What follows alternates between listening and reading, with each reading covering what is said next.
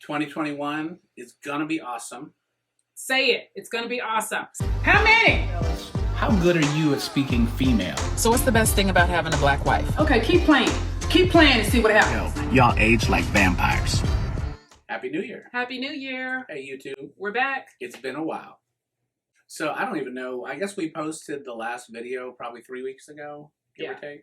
Yeah, I think it's about 3 weeks ago. But we had filmed that before. And so, well, I guess we should tell them, right? Okay. That we both, about the second week in December, we both came down with COVID. Mm-hmm. So that was not fun. So between that and then the holidays, it's just been really hectic. So we've been meaning to get back and do some more videos, and finally we're back. So everybody's good. Thankfully, it wasn't as bad as it could have been. No, it was not. No. So everybody's good. Everybody's healthy, and we're ready for the new year. We are. And we have decided that 2021 is going to be a good year. Like, we have nothing to base that on other than we just decided it was going to be. We just made that decision. We did. So we would welcome you to join us in making that decision, because Lord knows we could all use some positivity. So here's to 2021. Awesome. Cheers. Cheers, babe. So I'm not sure when exactly this will be posted, but we're filming this on Saturday, January 9th. And I think it would be hard for anybody right now to talk about much other than what happened at the Capitol this week, about the climate in our country right now. I mean, I think we got to spend a little time on it. And certainly, as always, we would love feedback. We want your input. If you have any thoughts, questions, concerns, we certainly would welcome that. We want this to be a dialogue. I want to talk about what happened this week, and we want to do this together. I don't want to do this in a way that alienates people. But at the same time, I think there are times when we both, and a lot of people, have felt alienated over the last 4 years. Yeah, absolutely. And so this isn't intended to be malicious, but just I had jotted down just a couple of thoughts about the riots that happened on Wednesday. And I think it's fair to call it an insurrection. There was an attempted coup to overthrow the Capitol. And I think we can't understate that. I don't want to sugarcoat it. We're not here to be a news source, right? But I think if we're going to talk about it, we should try to talk about it honestly. And, it was obviously a terrible day in American history. I was really sad. I was saddened by everything that happened. It was, clearly, shoot, we're both in our 50s and we've never seen anything like that. No, it was just shocking. I think I saw someone's Twitter who said, we read about stuff in history books and stuff when we're in school. And then we're like, oh my God, I don't know what the heck, how would I have felt during those times? And now, but to actually live it, it's so weird. It's just kind of like, this cannot be happening. Well, and of course we weren't around for Pearl Harbor, but that's, a day we all heard about and learned about growing up. And that had a certain level of gravity. I think the only thing I can compare it to is 9/11. Thankfully there weren't as many fatalities. Yeah. But I think just as being a memorable day like that is going to be etched in our mind. And we're going to be asking each other 20 years from now, where were you? What were you doing on January 6, 2021? I firmly believe that. So I guess a couple of things, that I think it's important to say, just to put it in context. Obviously, it was a terrible day. But I think it's also important that to recognize that the people who are at the Capitol, breaking into the Capitol, stealing things from the Capitol, these are absolutely domestic terrorists. Oh, absolutely, yeah. And I think to call them anything else, and they were looters, right? Yeah. They were stealing things from Nancy Pelosi's office. They were breaking things down at the Capitol. They were attacking police officers. Yeah. And so, which also brings to mind, the fact that we've talked, I guess, a little bit on this channel about the idea of white privilege, and I talk about it on my TikTok. That was perhaps the most poignant and obvious example of white privilege that I've ever seen. Yeah. On a mass scale. Oh, for sure. Me too. Yeah, for sure. We just, it's so obvious, and it goes without saying, but I think, a lot of people have said it. And it's so true that had this been black and brown people, maybe it was a Black Lives Matter protest or demonstration, Yeah. and they were breaking into the Capitol, they simply would not have been treated that way. And I mean, that's just so self-evident. Yeah. Oh, yeah. Yeah. I mean, they would have been shot on the spot. Yeah. And I think the other thing that's undeniable, which I think it's important to address, is we have to acknowledge that this was absolutely undeniably spurred by the words and the actions of the president. Yeah. He stood up there and said, let's march down to the Capitol. I'll be right there with you. Of course he wasn't. And, he whooped them all up into a frenzy, sent them on their way, and they did exactly, predictably, what you would have expected them to do. Nothing as awful as that was. I don't think anything was surprising. No. I mean, and that's the thing, like, he knew what was going to happen. We all kind of knew what was going to happen. We didn't think it was going to be that. Yeah. But we all knew that they had plans to come down there in large numbers and disrupt. Mm-hmm. I mean, we all, knew that much. So... well, he told his people, it's come down to D.C. on the 6th. It's going to be wild. Oh, yeah. Yeah, that's right. Yeah. And so it was just really, really sad and unnecessary and offensive. I mean, at the end of the day, we have things as a society that we disagree on. Maybe we have different agendas when it comes to things. We have people of different, races, backgrounds, ethnicities. But there is, when we were growing up, I mean, we could all unite around the idea that, well, at least we're all Americans. Right, right. And of course, America has sugar-coated race relations forever. Yeah. So, but there was that unifying factor. I mean, despite maybe the fact that everybody wasn't treated equally or fairly, we could unite around that. And the idea that any faction of Americans would endeavor to break into the Capitol. And of course, there was there doesn't seem to be a plan that was going to accomplish anything, which is even weirder. But I mean, it almost just seemed like their plan was just to destroy everything. Yeah, yeah, just to raise hell. Yeah. I mean, the level of planning that went into this, it seems like a bunch of 15-year-olds. Like, we're going to break into the school. Yeah. And then it's like, well, what are you going to do when you break into the school? Well, I don't know. I mean, we'll see what happens when we get there. Seem to be the level of real thought and planning. But right. Another thing that, I've seen, of course, we both follow social media, and a lot of folks on the right or maybe the president's supporters are saying, well, it's just one day and only one person died. I mean, it's not like it's like Black Lives Matter or BLM has been doing for years and years and years. I mean, gosh, you can't compare it to that, sort of excusing it based on that. And what are your thoughts about that? I just don't think you can compare it to that. Like, this was just really fueled with so much hate. And destruction. And it's a difference. There's a big difference between protesting and totally, destruction, hate, and I'm going to just, tear everything down. It's just there's no comparison with that. Yeah, I mean, were there some riots during the Black Lives Matter? There were some, not a lot, but there were some. But I still don't even think you can compare even that to what they did. Now, we were talking earlier, too, and I think just the motivation behind the different events. Black Lives Matter is pretty clear about what the motivation is. The goal, the agenda is to bring attention to injustice, lack of accountability when it comes to brutalizing and murder by police officers on people, but specifically Black people.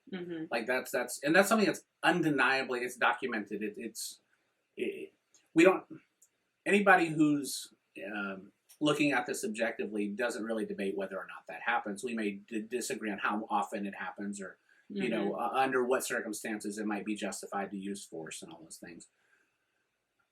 But it's pretty undeniable that police officers typically aren't held accountable when they do things they shouldn't do. Right. And so, when you get any big group of people together, there's a possibility that it could devolve into something, less than peaceful. But it seemed like first of all, the motivation for what happened on the 6th was our guy lost the election. Yeah. And I guess the idea was we don't think it's fair, but of course there is no proof of that. And so for them to feel justified in doing what they did is beyond anything I can imagine. And it's just really unfortunate. Yeah. So I guess we kind of want to move from that and transition into maybe a broader discussion, which is that, what we saw on the 6th and the divisions that we have in our country and what we saw manifest in D.C. that day, it really is, it's representative of a much bigger issue, which is the fact that we as a country are incredibly polarized. Yeah. And, I know President-elect Biden he's said all the right things, right? Which is kind of nice for a change, to have a president who says all the right things. Saying we want to be unified. He wants to be the president for all people. I am really not optimistic that any of that's going to happen. What do you think? I just think it's not, he can't come in and clean up everything that Trump made a mess of. Yeah. I mean, he just can't. He can't do that in 4 years. And then also, I think this is not just a president's issue. This is like a everybody issue. For sure. I mean, Trump created so much racial division in this country that I think it's going to have to be something that everybody takes on as a project. Yeah. Like, seriously, it really is. And that's the thing. I mean, Joe Biden can't unify people who don't want to come together. Right.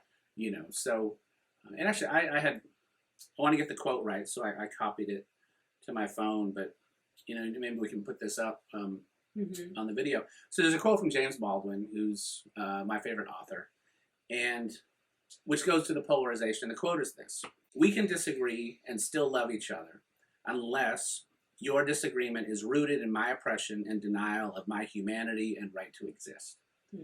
And I think that's where so many of us on the left, or who just aren't Trump supporters, regardless of where you are, the things we disagreed with the president about, it wasn't about policy. It was about him stirring the pot of hatred and division. Yeah.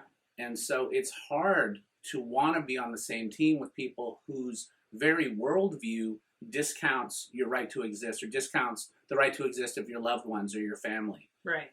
And so this isn't about, hey, should we spend this much on highways this year, or should we move this part of the budget to the military? I mean, though, that's political stuff that we can disagree on that. Right. And still, like he said, still love each other.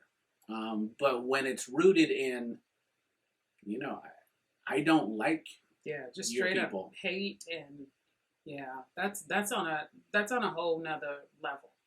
So, and I don't know how. I mean, I don't think we know like the answer. I mean, one of the things when we coming back for the new year with this YouTube, we did not want to not address it. But I definitely don't know that I have the answer. I do feel like that everybody needs to take some responsibility. I think a lot of people that have been quiet on race issues, I think we're past that. I think it's time for these people to speak up. Yeah, pick a side. I think you're going to have to, in order for us to work on making some kind of change. Yeah. Well, I feel like that's a start. Yeah. No, I mean, America is long overdue, and certainly in the wake of the George Floyd situation last year, we started to have part of the conversation that we need to have. We have a lot more to do, because that was hot for a few months, but it waned, and COVID is heavy. And, but I think we are overdue for a really serious discussion on race. Yeah, and, for sure. And class. And just human decency. Why don't people have health care? Yeah. I mean, that's, kind of far afield, but why are people dying because they don't have access to health care? I mean, these are important discussions that we are not going to solve here today. Yeah. But I think it's time to get real, because we have swept stuff under the rug in this country on so many issues for so long. It would be nice if we could actually bring it out and have some difficult conversations. Yeah. Yeah, I'd be curious to know some of y'all's views on this whole thing and how you think some things can be improved. Yeah. I mean, because obviously, like, one of my things is that people need to start, like, speaking up and, stop being silent. And I realize that's only, like, a little part of it. So, yeah, I would be curious, like, for you guys to let us know your thoughts on that. Yeah. And just turn it into, like, a discussion. Yeah, no, we'd love some feedback. But to go along with what you said, too, I think a lot of people think that, there are vocal people on this side and vocal people on that side. Mm-hmm. And that if I just don't say anything, then I'm not taking a side. I'm just going to, I don't want to get involved kind of a thing, right? Yeah. But the reality is silence is a side. And what it does, it perpetuates status quo. I mean, whatever we've been doing, we're going to keep doing if enough people stay silent. So right. I think it would be wrong for folks to think that, well, I'm not going to get involved. I'm just going to be quiet. I'm not going to voice my opinion. Well, you are taking a side with silence. So I think that's important to recognize. Yeah, for sure. And then I think I guess the last thing we kind of talked about before we came on, differentiating between the Trump administration and maybe other times in our lifetimes that, things have seemed divided. This last 4 years it's been really stressful, I think, on a lot of people. I think on everybody. I think even people who support him, because there's been such a backlash, I think everybody is stressed out. I think everybody feels heavy. This feels so different from like the George W. Bush administration. We were both adults during the Bush administration and old enough to vote. And I voted twice. Did you? Yeah, this is definitely way different than when Bush was in office. Like, I don't feel like Bush encouraged hate towards anybody that wasn't white like him. I just didn't get that feeling, even though I didn't like most of his policies and things that he said and did. And the Iraq War was a disaster. Yeah, but I just don't feel like I got like just gut-wrenching hate from him like I do Trump. Yeah, and encouraging these hate groups, like these white supremacist groups, like encouraging like the hate groups. Yeah. Like I didn't feel that with that administration. Even to the point, no, I think that's a really good point, that I don't think George W. Bush is full of hate. I don't know how smart he is. I don't know, what's in his heart, but he doesn't come across that way. And the fact that Michelle Obama really seems to like him. Yeah. That speaks volumes. If Michelle's okay with you, even though they disagree, I'm sure politically on all kinds of stuff. Yeah, I'm sure they do too, yeah. But if she can, consider him a friend. And that's part of like what we were talking about, right? So like people can disagree on politics and things like that.